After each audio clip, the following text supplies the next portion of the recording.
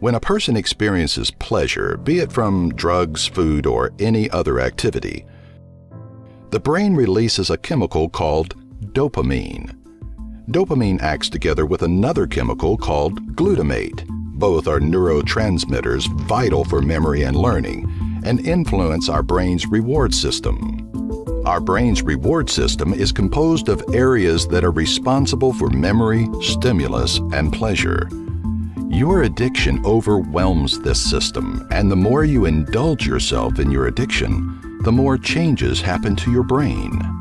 As you repetitively expose yourself to the addiction, your nucleus accumbens and prefrontal cortex, regions in your brain responsible for planning and performing tasks, drive you to go after your addiction.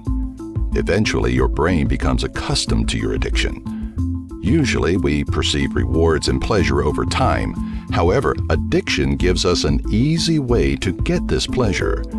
Your addiction floods your brain with dopamine, therefore making your brain vulnerable to this neurotransmitter.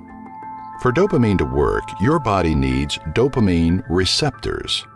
Our dopamine receptors are usually stable, but when there are irregularities in the dopamine levels brought about by external influences, the receptors can downregulate or upregulate.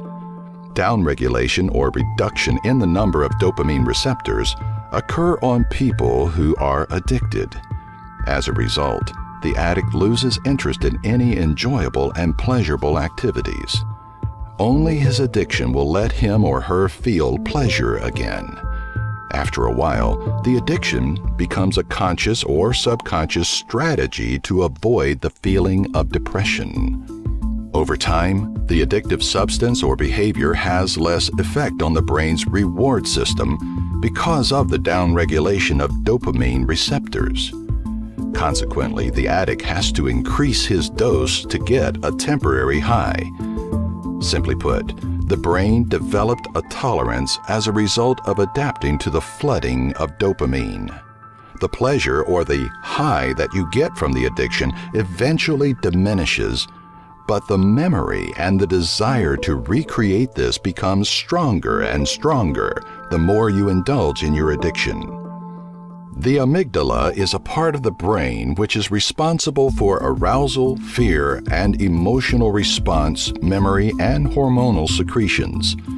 Together with the hippocampus, they accumulate significant data about environmental signals or indicators connected to the addiction so that the brain remembers it. So whenever you come across these environmental triggers, the data the brain gathered creates an intense craving as a response. For example, an alcoholic who has a habit of drinking while listening to a certain song could feel a strong craving when he listens to this song while he is sober. Addiction is a problem that affects many people, regardless of gender, age, background, or social status. Once you are addicted, you cannot just simply get away from it. For this reason, an addict faces a myriad of challenges, such as personality changes, social and emotional backwards development, and unintentional relapses that all cause strain in his or her relationships. Continued indulgence in addiction causes lasting changes to the brain. These changes involve how the addict thinks, feels, behaves, and even remembers. In addition, the addict becomes immature as social and emotional coping developments are held back. Illogical thoughts are the result of this backwards development of the brain. The addict now becomes compulsive and uncontrollable.